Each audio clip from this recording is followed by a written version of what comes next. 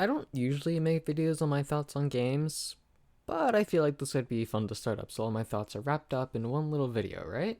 So why not start with the latest game that caught my attention? Playtime with Percy. Playtime with Percy is a new FNAF fan game in a 2D art style with 5 nights, a boss fight, and plenty of post-game content with custom night challenges and something special for unlocking all the bonus characters. I made 3 videos on the game, one just being an S rank, but during those videos I did kind of a poor job at actually explaining how I feel about the game, because that came after an hour or so of pure anger that left me drained, so consider that the real reason this video exists. As of recording this, I've S-ranked all the main knights, unlocked all bonus characters, and I've beaten one of the 2 max modes on non-aggressive AI, and I plan to clear Parasitic Pal soon, then maybe go back into both with aggressive AI on. But for now, I figured I might as well properly articulate my thoughts on this game, where it shines, and where I either think it could do better or disagree with certain choices made. So get ready for that. I also want to make a few small disclaimers before we start. First, I'm not really going to go in detail about what the actual mechanics of the game are, since this video is intended for people who have at least played the main campaign. I don't want to waste time explaining what the game's tutorials tell you. If you haven't played the game, click off, go play it, the download is in the description. Second, keep in mind that this is my first attempt doing a video like this, so if it feels weird or disjointed, yeah, that's why. Hopefully the more of these I do, the more I improve. Anyway, let's begin. After a cutscene where the main protagonist, Minecraft Steve, takes on an offer to work for his old boss, we're given an option for an in-depth tutorial before being thrown to the first hour. The main hours of the game can be interesting at times, but I often have a couple issues. The main mechanics are all pretty simple and are explained through text boxes on screen for you to read at your own pace. It's a nice change from the phone calls giving clues you could easily miss, and I like it, but the actual execution of the idea is a bit bland and uninteresting. An idea of mine, for example, would be to replace the text boxes with a clipboard. This could allow room for some visual aids alongside the main instructions and still allow the hour to begin once the clipboard is put down, while also not adding a bit more challenge per hour since the player could realistically have a better grasp on the new mechanic. Since, to put it simply, the main hours are stupidly easy. Each hour is split into 2 sections, the main hour and the post-hour task. The tasks are all unique and pretty fun, and the main hours are the standard office gameplay that's iconic to FNAF, but each section is ridiculously easy. Before Friday, this game's night 5, I had a single death, and that was due to me just being bad at the arcade minigame from Tuesday's task. It wasn't even a mistake in dealing with the animatronic, it was just not paying attention to my health. Plus, until Friday, the cameras are completely useless. This isn't an issue exclusive to this game.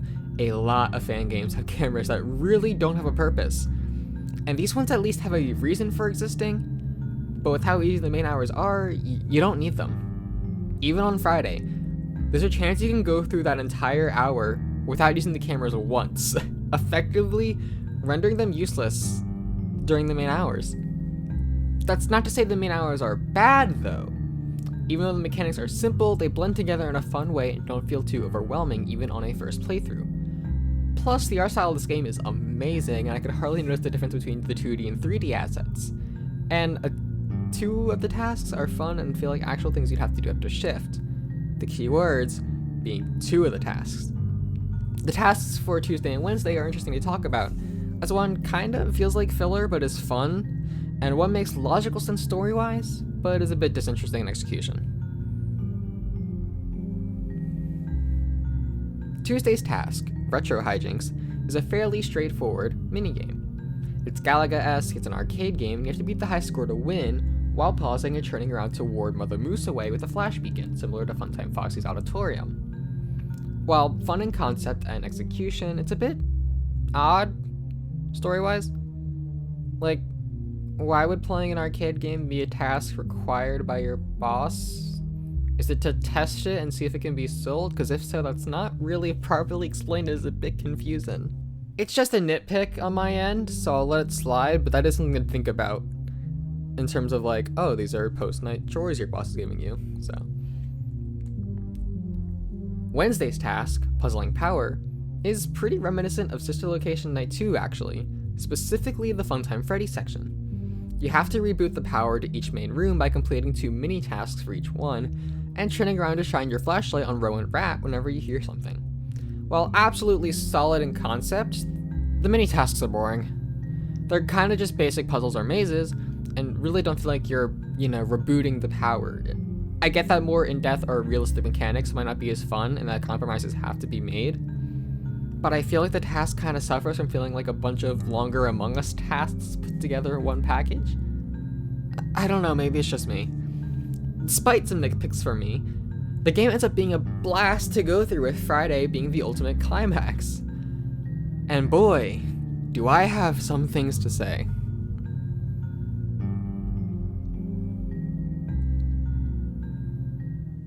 So, after the main hour of Friday, you're given a small repair section with Percy Poodle, the titular animatronic, before ultimately shoving our pal Percy into him as a replacement for a battery. This leads to the game's main climax, a final battle against Pal, your tool-turned enemy, as he leads an all-out assault on you. This is genuinely a cool idea, since the game alluded to the Pal Percys being dangerous earlier if you took the DVD. However, I have some issues, and I think anyone who watched my playthrough saw this coming. Now, truth be told, I was overly aggressive in how I presented my criticisms in the playthrough, mostly due to the rage. Oh my god, I had no time! Fuck this boss fight. I'm genuinely not having fun anymore. There's too much. No, this is just poorly designed at this point. I'm just not a fan of final bosses where it's like, let's throw in all these new things and make it chaotic as hell, just because we can. But even now, I take issue with certain aspects of the boss fight due to my own beliefs on how a final boss should be handled. For context, I'm of the belief that a final boss should take mechanics the player is already aware of and twist them in a way that's still challenging, but intuitive enough for the player to understand sooner rather than later. In FNAF, a prime example of this is Nightmare Fredbear. Being all the previous characters rolled into one, he takes their mechanics and twists them into a different challenge. The hearing mechanic is now used for his laugh to know which of the 2 spots of the room he's at, and the hallway flashes are now necessary to see if he's there instead of the breathing. It's a great blend of familiar and unfamiliar without adding too much chaos into the mix. Another example of a good FNAF final boss is Flumpty Night. This night is chaotic, but it also takes the pre-established mechanics throughout the entire series and either reuses them outright, or remixes them to be more threatening without making it too overwhelming despite the Chaos God of Death coming after you. Plus, just like Pal's fight, it has an awesome soundtrack, so extra points. Pal's boss fight is chaotic and overwhelming, but it misses that personal mark for me. It does bring some new mechanics back, but also spawns a lot of new ones as the fight goes on that ultimately force a risk versus reward gameplay style to have a chance to succeed. I did make a list, you should be seeing it on screen here. Obviously, this is just me disagreeing with the decision they took it in due to personal beliefs and all of that, but I still feel like these lead to my next main issue, the difficulty curve. Before I did this boss for the first time, I had 2 total deaths. By the time I was done, I had gone to 9. 2 of those new deaths are my fault, I'll admit that, but the others I blame on the difficulty curve. Like I said earlier, the main hours are really easy, so the game serves no challenge until this boss fight. And while the boss fight does give checkpoints, they're probably not worth using since they'll just push you back into the spot you died at. Oh, and sometimes I couldn't grab the carts. I'm assuming that's just a tough bug to fix, but apparently it's fixed now, so you know what, that's good. Ultimately, the boss fight ended up being more rage-inducing than enjoyable, but I can see how people would enjoy it, it's just not for me, is the issue. And despite my issues with the gameplay, I have no nitpicks or complaints about everything else. The transformed environments are cool, the 3D models blend in with the environment amazingly well with some awesome character designs, the sound design is great, and the music escalating the further in you go is phenomenal. Also, Pal's voice is absolutely perfect. Well done. After persevering through the boss fight against Pal, you're greeted with the third animatic-like cutscene of the game where Minecraft Steve, whose real name is Nick by the way, confronts Pal and barely survives the encounter. Ultimately, Pal is knocked out of the Percy Poodle animatronic via Wrecking Ball, rendering the Tama terrors inactive and letting Nick go free.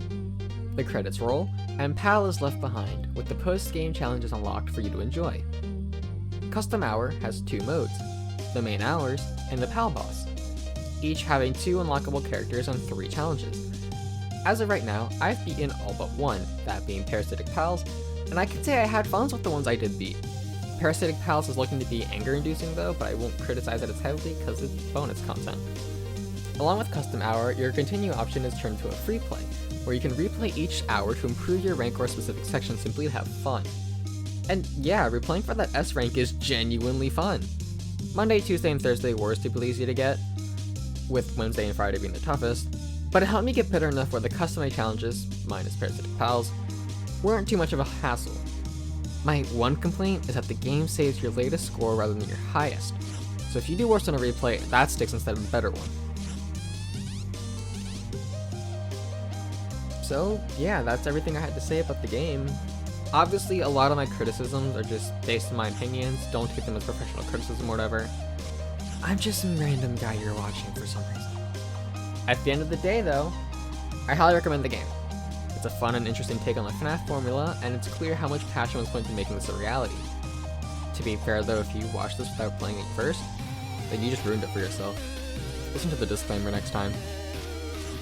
That's all for now. If you like the video, do what every other YouTuber says, and like it, and if you're interested in seeing my live reactions to games, subscribe. I stream on a chaotically unpredictable schedule, so chances are if you don't have notifications, you'll miss it. Thanks for watching, and I will see you next time.